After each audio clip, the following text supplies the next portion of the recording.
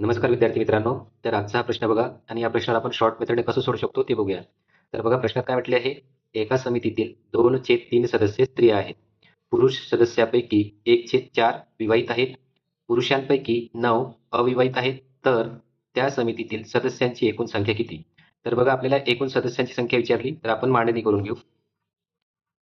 एकूण सदस्य. आता बघा एकूण सदस्यापैकी स्त्री किती आहे? 2/3 आणि पुरुष. तर पुरुषापैकी विवाहित किती आहे? 1/4 आणि दुसरे अविवाहित. बघा 2/3 आणि 1/4 यांचा छेदांचा लसावी घ्यायचा. छेदांचा लसावी किती होईल? 12. म्हणून आपण एकूण 12 गृहीत धरू. ठीक आहे. आता 12चे 2/3 किती होते?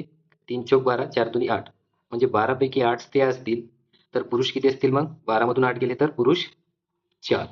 आता बघा एकूण पुरुष आपण 4 पकडले. 4 पैकी 1/4 जर विवाहित असतील म्हणजे 4ला जर 1/4 ने गुणलं तर विवाहित किती मिळेल आपल्याला? 1. जर 4 पैकी 1 विवाहित असेल तर अविवाहित किती असेल? 3. परंतु बघा प्रश्नात आपल्याला पुरुषांची अविवाहित संख्या दिली आहे किती? 9. आता अविवाहित किती दिली आहे?